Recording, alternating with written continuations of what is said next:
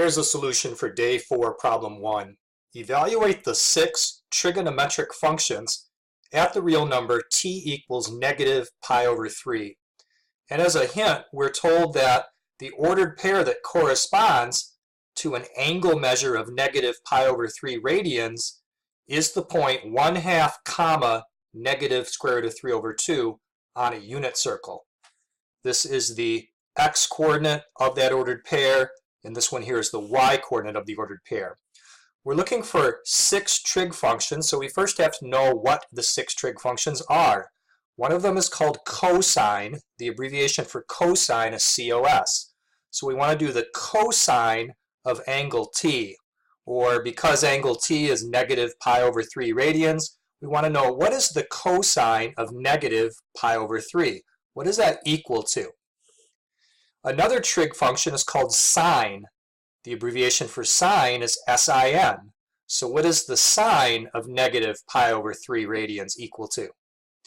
Another trig function is called tangent, or for short, TAN. So what's the tangent of negative pi over 3 radians? Each of these 3 trig functions has a reciprocal function. The reciprocal function for cosine is called secant. The abbreviation for secant is SEC. So what is the secant of negative pi over 3 radians? The reciprocal of sine is called cosecant. The abbreviation for cosecant is CSC, cosecant of negative pi over 3. And finally, the reciprocal function to the tangent function is the cotangent function, or COT for an abbreviation, the cotangent of negative pi over 3. We want to find all 6 of these values. To do this, we can use a calculator and simply type in cosine of negative pi over 3, making sure to be in radians mode, not in degrees mode, pressing enter, and the calculator will give us the answer. We could do that for all 6 trig functions.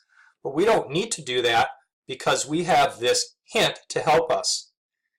On a unit circle, which is a circle with radius 1 built on the x and y axis coordinate system, the cosine of any angle is simply the x-coordinate of the ordered pair. The sine value for a particular angle ends up being the y-coordinate of the ordered pair for where the side of the angle is crossing the unit circle. The tangent value for an angle on the unit circle is the y-coordinate divided by the x-coordinate. Now these are the reciprocal functions, and so secant is the reciprocal of cosine. The reciprocal of x is 1 over x. Cosecant is the reciprocal of sine, so the reciprocal of y is 1 over y. And cotangent is the reciprocal of tangent. If you take the reciprocal of this ratio, that makes x over y.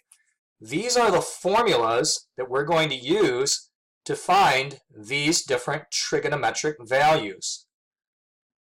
So the cosine of negative pi over 3 radians is equal to the x-coordinate of the point where this angle would cross through a unit circle. The x-coordinate is 1/2.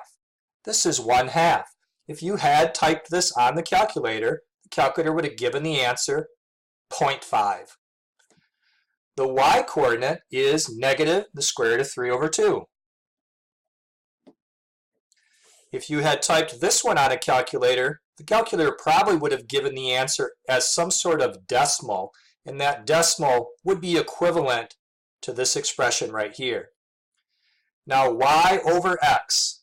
So here we want to take the negative square root of 3 over 2, and then over x means to divide by 1/2, right? Over 2 or divide by 1/2. Dividing by 1/2 is the same thing as timesing by 2 over 1. These cross out, leaving a simplified answer of just negative the square root of 3. Now 1 over x.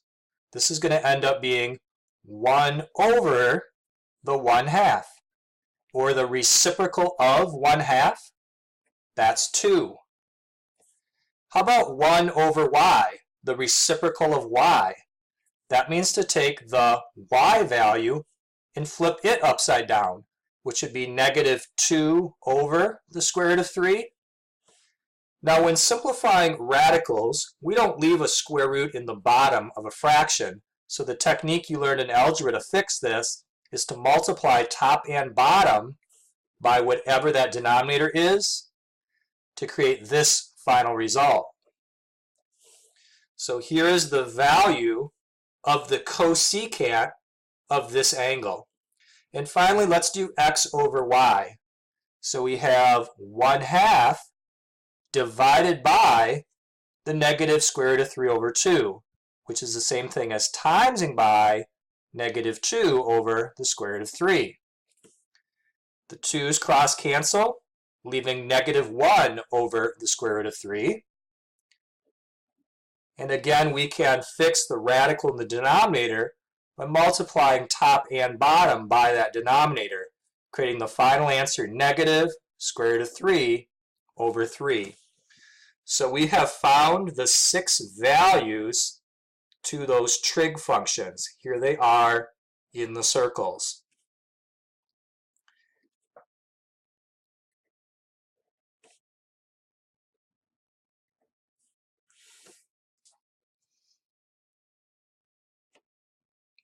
Now, day 4, problem 2. Find the following sum. This large letter here is a Greek letter sigma. It's kind of like a capital S in the Greek language, and it means sum or summation. It means to add things up. Along the bottom here, it says to begin with an I value of 1, and then up on the top it tells us where to stop for I values, to stop at 5.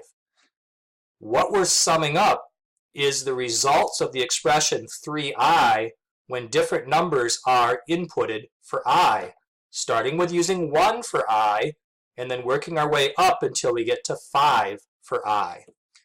Writing out the work, it might look like this. 3 times 1 plus 3 times 2 plus 3 times 3 plus 3 times 4 plus 3 times 5. I'm using the expression 3 times I and putting in all of the possible numbers for I, starting with 1 and working my way up until I get to 5. We just need to evaluate out this sum and we'll have the answer. So this is 3 plus 6 plus 9 plus 12 plus 15. We're adding up multiples of 3. So this is a way to show that you want to sum multiples of 3. It's a way to show that using a very compact notation. So let's add this up. 3 plus 6 is 9. 9 plus 9 is 18. 18 plus 12 is 30. And 30 plus 15 is 45. Here is the sum for this expression.